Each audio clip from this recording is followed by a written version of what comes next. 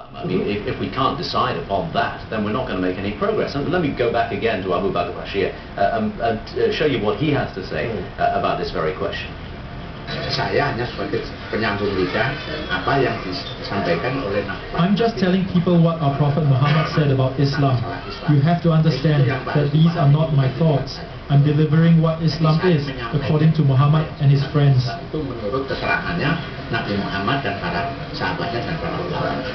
So it's a very convenient excuse to say don't shoot the messenger, but at the end of the day it doesn't advance the debate much.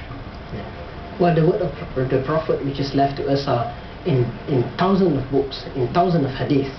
So he might be conveying one or two words of the Prophet, but there are left with thousands more that should be also conveyed to the others. Well, I mean, you just said that Islam, there's nothing wrong with Islam being modern, and yet you're saying we should respect what's written in the books. Now, there is surely a conflict there.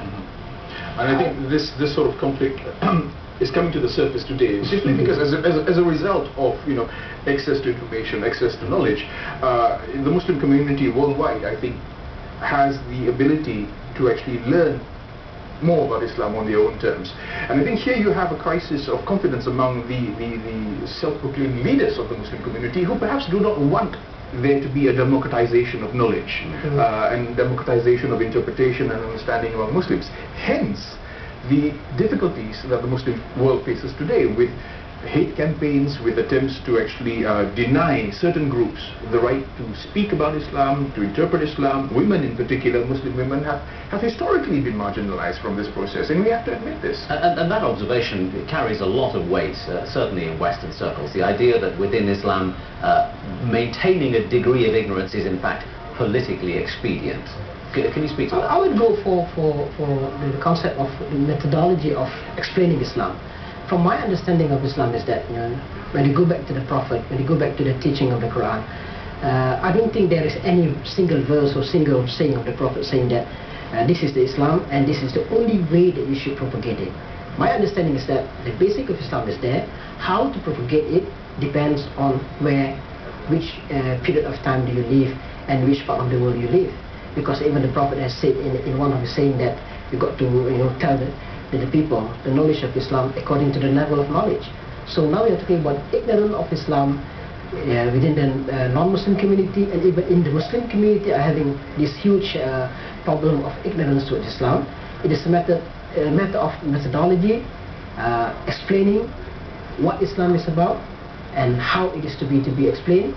But the problem is again, when they talk about the methodology, always the concentration is on groups which are more vocal in their voices rather than the slow voices of Islam, the moderate voices of Islam.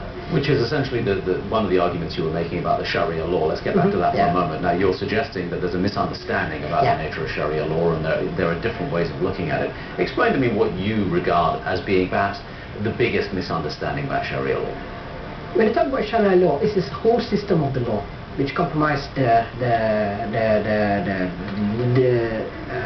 criminal aspect of it, the banking aspect of it, and so many different aspects of the law.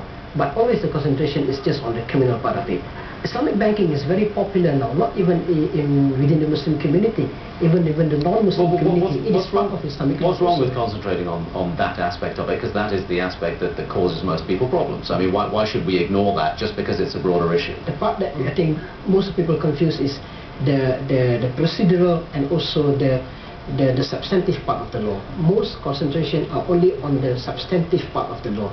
Not much of discussion is being made on the procedural part of the law. Well, I think while in principle I would agree with you, I think it remains a problem that we have to address, because I accept the distinction between, say, law and governance in areas of economics and politics, but let's not forget that it is precisely in the application of criminal law that Sharia in general gets discredited. It's one thing to talk about, let's try to build a society where we can have economic justice for the poor.